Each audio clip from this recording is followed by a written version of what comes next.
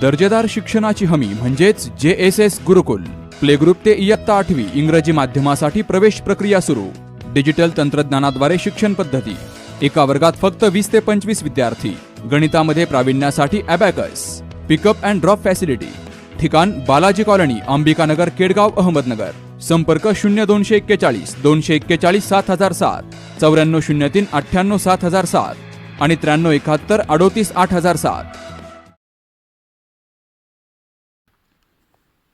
नगर तालुका सहकारी साखर कारखान्यासाठी संपादित करण्यात आलेल्या जमिनी मूळ शेतकऱ्यांच्या वारसांना परत मिळाव्यात या मागणीसाठी देऊळगाव सिद्धी येथील शेतकऱ्यांच्या वतीने सामाजिक कार्यकर्ते परसराम जगधने यांच्या नेतृत्वाखाली उपजिल्हाधिकारी दादासाहेब गीते यांना निवेदन देण्यात आलं. नगर तालुका सहकारी साखर कारखान्याचे तत्कालीन संस्थापक कैलासवासी दादासाहेब शेळके आणि संचालक मंडळाने कारखाना उभारण्यासाठी शेतकऱ्यांकडून जमीन घेताना 2 प्रमुख आश्वासनं दिली होती. कारखाना सुरू झाल्यानंतर कुकडीचं पाणी उपलब्ध होऊन परिसर बारमाही बागायती होईल आणि जमीन देणाऱ्या शेतकऱ्यांच्या मुलांना शैक्षणिक पात्रतेनुसार नोकरी दिली जाईल असं सांगण्यात आलं होतं. या आश्वासनांवर विश्वास ठेवून शेतकऱ्यांनी विकासाच्या अपेक्षेने आपल्या जमिनी दिल्या. कारखान्यासाठी सुमारे 25 ते 30 एकर जमिनीची आवश्यकता असताना तब्बल 235 एकर जमीन संपादित करण्यात आल्याचा दावा निवेदनात करण्यात आला आहे. मात्र कारखाना उभारल्यानंतर ना कुकडीचं पाणी आलं, ना शेती बागायती झाली आणि ना शेतकऱ्यांच्या मुलांना नोकऱ्या मिळाल्या. पुढे कारखाना आर्थिक अडचणीत जाऊन 2012 मध्ये खासगी उद्योग समूहाला विकला गेला. या सर्व प्रक्रियेत शेतकरी मात्र भूमिहीन झाल्याचा आरोप निवेदनात करण्यात आला आहे. लक्ष्मण साहेबराव इंग्रजी देऊळगाव सिद्धी.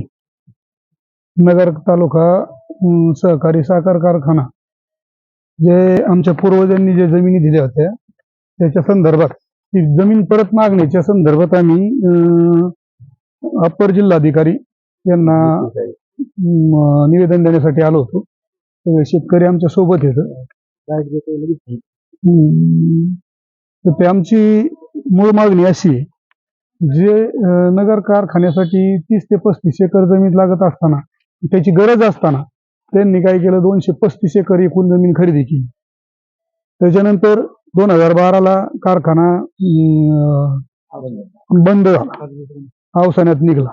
मग आता त्याच्यानंतर तो 38 कोटीला त्यांनी विकून टाकला. तिथं कुठल्याही प्रकारची शेअर्स होल्डरचा कुठल्याही कोणाचाही विचार न करता, कर्मचाऱ्यांचाही विचार केला नाही, कोणाचाही विचार केला नाही, डायरेक्ट सहकार हे बंदच करून टाकलं. आणि मग ज्या उर्वरित जमिनी येतात त्या आम्ही आमच्या कसत असतो. तर त्या जमिनी आम्हाला फक्त परत मिळावा यासाठी आम्ही कलेक्टर साहेबांना निवेदन द्यायसाठी आलो होतो. तर आम्ही आमच्या जमिनी आम्हाला मिळालेल्या रकमेवर आतापर्यंतच्या झालेल्या दिवसाचं संपूर्ण सरळ व्याजाप्रमाणे त्याची होणारी रक्कम आम्ही देण्यास तयार आहेत. अशा पद्धतीने आम्हाला जमिनी मिळावत अशा पद्धतीचे निवेदन आम्ही साहेबांना दिलेलं आहे. अशी शेतकऱ्याची सगळ्यांची मागणी आहे, माझी एकट्याची नाही. वैयक्तिक जेवढे शेतकरी इथं हजर येतं एवढे सगळ्यांच्या वतीने मी सांगतो की सगळ्यांचं असं एकमताने आम्ही अशा पद्धतीची मागणी केलेली. परसराम अंबादास जगधने, राहणार देऊळगाव सिद्धी.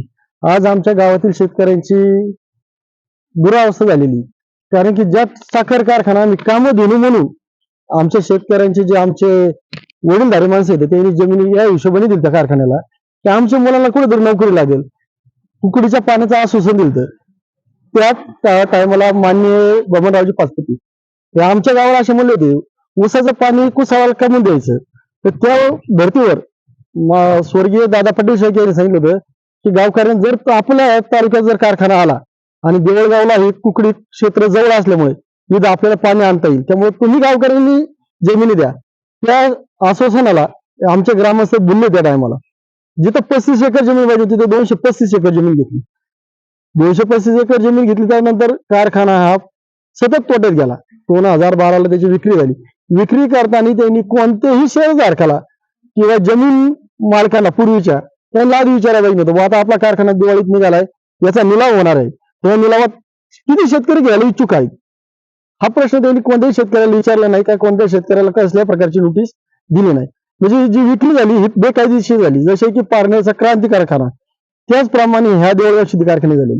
जोपर्यंत शेतकऱ्याच्या हिश्श्याची गुंठा ना गुंठा जमीन भेटत नाही तोपर्यंत आता एक साधं निवेदन आहे त्याच्यानंतर तीव्र स्वरूपाचं आंदोलन करून त्याच्यातील संबंधित कारखाना संचालक, सहकार बँकेचे अधिकारी, साखर संचालकाचे कर्मचारी जेवढ्यांनी म्हणा भ्रष्टाचार करून कारखाने जमीन विकलेली ती पुन्हा त्या लोकांना परत देण्यात यावी आणि ही राहिली जमिनी शासनाचा 2007च्या अधिनियमाप्रमाणे जर ती शासकीय कामासाठी नाही वापरली तर संबंधित शेतकऱ्याला परत देण्याचा हा जो परिपत्रक आहे सुप्रीम कोर्टाचा निर्णय त्याप्रमाणे ही आमच्या जवळच्या ग्रामस्थांची जमीन शासनाने त्वरित दिली पाहिजे ही आमची ठामपणे मागणी आहे आणि भूमिका आहे। यासाठी शेतकऱ्यांना आंदोलन करण्याची वेळ आली तरी मी स्वतः संघटनेच्या वतीने आणि आमचे जेवढे शेतकरी बांधव आहेत ते सर्वजण आम्ही मुंबईत सहकार मंत्र्यांपाशी जाऊन उपोषणाला बसून आमच्या लोकांच्या हक्काची जमीन ही माघारी घेतल्याशिवाय राहणार नाही।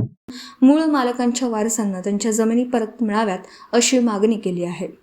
यावेळी निवृत्ती वाघमोडे, सोपान वाघमोडे, दत्तू वाघमोडे, मारुती चोभे, भाऊसाहेब चोभे, बाबूराव चोभे, विठोबा बोरकर, संभाजी चोभे, अशोक चोभे, ज्ञानदेव चोभे, मच्छिंद्र बोरकर, साहेबराव बोरकर, आबाई इंगळे, नामदेव इंगळे, भाऊ इंगळे सह देऊळगाव सिद्धी परिसरातील शेतकरी ग्रामस्थ मोठ्या संख्येने उपस्थित होते।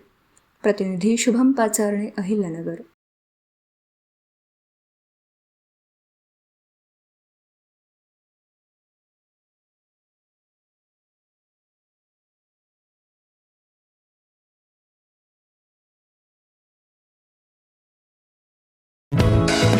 दर्जेदार शिक्षणाची हमी म्हणजेच JSS गुरुकुल। प्ले ग्रुप ते इयत्ता 8वी इंग्रजी माध्यमासाठी प्रवेश प्रक्रिया सुरू। डिजिटल तंत्रज्ञानाद्वारे शिक्षण पद्धती। एका वर्गात फक्त 20 ते 25 विद्यार्थी। गणितामध्ये प्रावीण्यासाठी abacus. Pickup and drop facility. ठिकाण बालाजी कॉलनी, अंबिकानगर, केडगाव, अहमदनगर।